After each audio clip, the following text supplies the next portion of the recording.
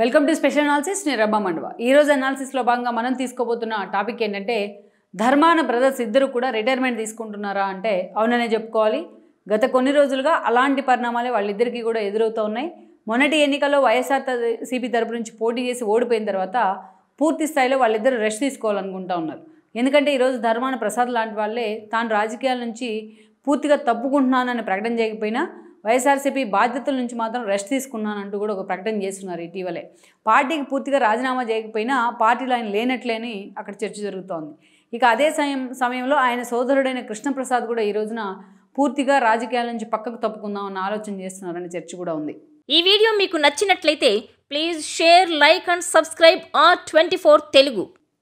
మనం చూసినట్లయితే వైఎస్ఆర్సీపీకి వాళ్ళిద్దరూ కూడా కీలక నేతలే, ఎస్పెషల్లీ శ్రీకాకుళం పరిసర ప్రాంతాల్లో అంత హార్డ్ కోర్ నేతలుగా కూడా ఉన్నారు. గతంలో కాంగ్రెస్ కూడా అంతే హార్డ్ కోర్ నేతలుగా వాళ్ళు పనిచేశారు.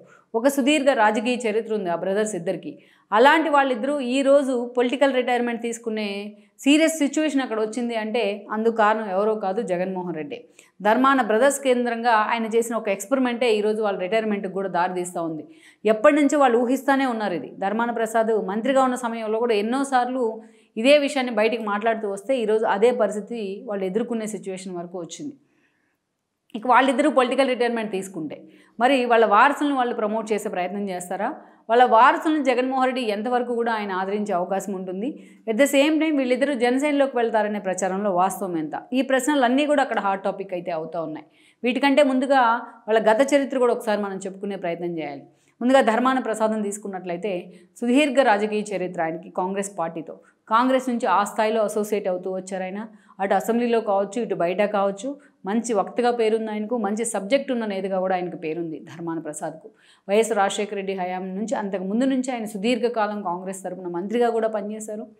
రెవెన్యూ శాఖకి ఎక్కువ కాలం పనిచేసిన మంత్రిగా కూడా ఆయనకి రికార్డు అయితే ఉంది.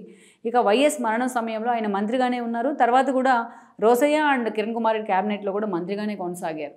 ఏదైతే వాన్బిగ్ కేసు లాంటి వాటిలోని జగన్మోహన్ రెడ్డి కేసులో సిబిఐ ఎంక్వైరీ దాకా కూడా ధర్మాన వెళ్ళడం జరిగింది. బట్ అరెస్ట్ అయితే కాలేదు ఆ రోజున.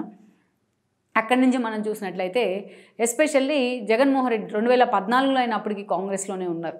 బట్ అప్పటికే ధర్మాన బ్రదర్ అయిన కృష్ణదాస్ వైఎస్ఆర్సీపీలోకి వెళ్ళడం జరిగింది. ఆయన ఎమ్మెల్యేగా కూడా గెలుచున్నారు అప్పుడు. బట్ అయినా సరే ధర్మాన మాత్రం గుమ్మనంగా వ్యవహరిస్తూ వచ్చారు 2014 ఎన్నికల సమయంలో. దెన్ 19 ఎన్నికల సమయానికి వచ్చినప్పటికీ బొత్స లాంటి వాళ్ళను, ధర్మాన లాంటి వాళ్ళను పార్టీలోకి తీసుకునే ప్రయత్నం జరిగింది జగన్మోహన్ రెడ్డి. తన తండ్రికి అనుచరులుగా ఉన్న వాళ్ళందరి మీద ఫోకస్ పెట్టే ప్రయత్నం అయితే జరిగింది. దెన్ ఆ రోజు చూసినట్లయితే ధర్మాన్ని కూడా పార్టీలోకి తీసుకునే ప్రయత్నం జరిగింది.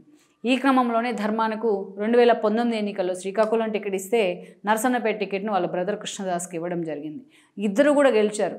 వాళ్ళిద్దరు ఇండివిడ్యువాలిటీ కావచ్చు, జగన్మోహన్ రెడ్డి వేవ్ కావచ్చు, వైఎస్ఆర్సీపీకి ఉన్న ఆ రోజు ఎలాగైనా సరే వాళ్ళని అధికారంలోకి తీసుకొద్దామని ప్రజలు అనుకొని ఉండొచ్చు. ఇలాంటి సందర్భంలో వాళ్ళిద్దరూ కూడా గెలవడం జరిగింది. బట్ ఏదైతే బ్రదర్స్ విషయంలో ఇద్దరి విషయంలో కృష్ణదాస్ సీనియర్ అయినప్పటికీ బట్ పొలిటికల్గా మాత్రం సీనియర్ అయితే ధర్మాన ప్రసాదే. కానీ ఆ రోజు ప్రసాద్ని పక్కన పెట్టి ఆయన అన్న అయిన కృష్ణదాస్కు జగన్మోహన్ రెడ్డి టికెట్ మంత్రి పదవి ఇచ్చే ప్రయత్నం చేశారు.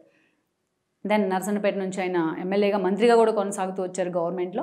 దెన్ అక్కడి నుంచి మనం చూసుకున్నట్లయితే 2.5 ఏళ్ళ తర్వాత ఆయన మీద కొన్ని విమర్శలు వచ్చాయి. స్థానికంగా అటు టీడీపీని ఉద్దేశిస్తూ ఆయన కొన్ని హార్ష్గా మాట్లాడిన మాటలు కావచ్చు, స్థానికంగా ఉన్న కొన్ని ఎలిగేషన్స్, ఆయన మీద ఉన్న ఎలిగేషన్స్ కావచ్చు, అప్పట్లో టీడీపీ నుంచి ఆయన మీద వచ్చిన విమర్శలు కావచ్చు మంత్రి పదవి విషయంలో.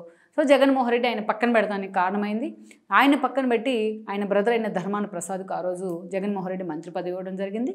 సేమ్ రెవెన్యూ శాఖ మంత్రిగా కూడా ధర్మాన్ని కొనసాగుతూ వచ్చారు. ఆయన మంత్రి అయినా ఎమ్మెల్యేగా ఉన్నాం. ధర్మాన అనేక సార్లు తన కాంట్రవర్సీ కామెంట్స్తోని వార్తల్లోకి ఎక్కారు. పార్టీలో ఉన్న పరిస్థితిని రేపు ఏం జరగబోతుంది అనే దాన్ని కూడా ముందుగానే ప్రిడిక్ట్ చేసి జగన్మోహన్ రెడ్డిని కూడా డైల్మాలో పడేస్తుండేవాళ్ళు. ఒకసారి మాట్లాడుతూ సైకిల్ కోట్లు గుద్దంది అంటూ మాట్లాడారు. వాలంటీర్ వ్యవస్థ మమ్మల్ని మ్యానిపులేట్ చేస్తుందంటూ మరోసారి మాట్లాడారు. ఇలాగే ఉంటే వైఎస్ఆర్సీపీ ప్రభుత్వం రావడం కష్టమేనంటూ చాలాసార్లు మాట్లాడారు. ఇలా ధర్మాన ఎన్నోసార్లు జగన్మోహన్ రెడ్డిని ఆయన తీరును కూడా ఇరుకుని పెట్టే ప్రయత్నం చేశారు. క్యాడర్ కూడా కొంత కన్ఫ్యూజన్లో పడిన మాట వాస్తవం.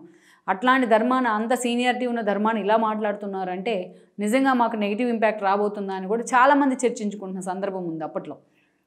అలా ఇక ఒక దశకు వచ్చేటప్పటికే అటు ధర్మాన్ కానీ ఇటు కృష్ణదాస్ కానీ తాము ఈసారి బరిలో దిగం 2024 ఎన్నికల్లో తమ వారసులను బరిలో దించాలని వాళ్ళు చాలా సీరియస్గా ప్రయత్నం చేశారు.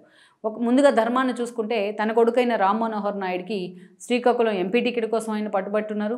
ఒక దశలో తాను రాజకీయాల నుంచి ఒకవేళ ఎంపీ టికెట్ ఇవ్వకుంటే తాను రాజకీయాల నుంచి తప్పుకుంటాను, తన కొడుకైన రామ్ మనోహర్ నాయుడికి శ్రీకాకుళం ఎమ్మెల్యే టికెట్ ఇవ్వాలంటూ కూడా ఆయన అడగడం జరిగింది జగన్మోహన్ రెడ్డి. బట్ జగన్మోహన్ రెడ్డి సెస్మేరా అన్నారు, అసలు ఒప్పుకోలేదు. తమ్మినేని విషయంలో మిగతా వాళ్ళ విషయం ఎలా ఫర్మ్గా ఉన్నారో, బట్ ఈ విషయంలో కూడా ధర్మాన ప్రసాద్ వైపే జగన్మోహన్ రెడ్డి మొగ్గు చూపడం జరిగింది. దెన్ ధర్మాన శ్రీకాకుళం నుంచి మొన్న పోటీ చేయక తప్పని పరిస్థితి అయితే ఎదురైంది.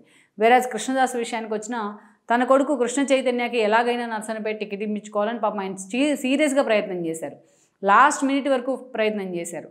మన ముగ్గురు విషయంలో తప్ప ఒకరు ఎవరైతే Bhumana and then Chevireddy and then ఏదైతే మనం చూస్తే పేర్ని నాని, వీళ్ళు ముగ్గురు వారసులకు తప్ప జగన్మోహన్ రెడ్డి మిగతా సీనియర్స్ వైపు మొగ్గు చూపారు మొన్నటి ఎన్నికల్లో. సో అలా ధర్మాన కృష్ణ చైతన్యకు కూడా ఆ రోజు టికెట్ అయితే ఇవ్వలేదు జగన్మోహన్ రెడ్డి. ఈ క్రమంలోనే మరోసారి బ్రదర్స్ ఇద్దరు కూడా ఒక నర్సన్పేట నుంచి ఒకరు శ్రీకాకుళం నుంచి పోటీ చేసి మొన్నటి ఎన్నికల్లో ఓడిపోవడం జరిగింది. అట్లా మొన్న కూటమి వేవ్లో భాగంగా ఇక ఓడిపోయిన తర్వాత కొద్ది రోజులు గ్యాప్ కూడా లేకుండానే ధర్మాన ప్రసాద్ తన పార్టీ పదవులకు రాజీనామా చేస్తూ ఒక సంచలన నిర్ణయం తీసుకున్నారు. అది చాలా కాంట్రవర్సీ కూడా అయింది పార్టీలో. అసలు ధర్మాన ఏంటి, ఆయన స్టాండ్ ఏంటి, ఆయన పొలిటికల్ ఫ్యూచర్ ఏంటి అన్న చర్చ కూడా చాలా రోజులుగా జరుగుతూ ఉంది. అలాగని జగన్మోహన్ రెడ్డి ఆయన పిలిపించుకునో లేకపోతే జగన్మోహన్ రెడ్డి స్వయంగా ఆయన దగ్గరికి వెళ్ళో కూర్చొని మాట్లాడిన సిచ్యువేషన్ కూడా లేదు. ఇది ఒక ధర్మాన అండ్ టీం అయితే ఒక అవమానంగా భావిస్తోంది. ఇక ఇదే సమయంలో చూసినట్లయితే ఆయన జనసేనలోకి వెళ్ళబోతున్నారనే చర్చ ఉంది. ఎన్నికల ముందు కూడా టీడీపీలోకి వెళ్తారనే చర్చ కూడా జరిగింది.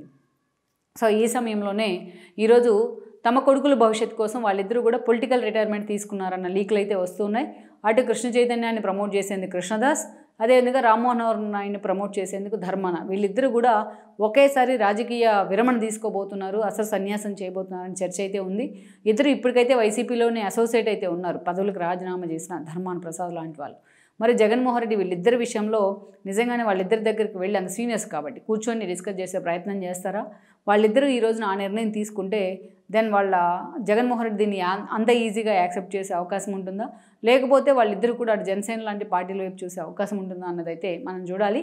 బట్ వాళ్ళకి స్థానికంగా ఉన్న ఒక సీనియారిటీ రెప్యుటేషన్ దృష్ట్యా వాళ్ళిద్దరినీ అటు టీడీపీ కానీ ఇటు జనసేన కానీ ఆహ్వానించినా వాళ్ళకి రెడ్ కార్పెట్ వేసినా కూడా మనం ఆశ్చర్యపోవాల్సిన అవసరం అయితే లేదని అనుకోవాలి.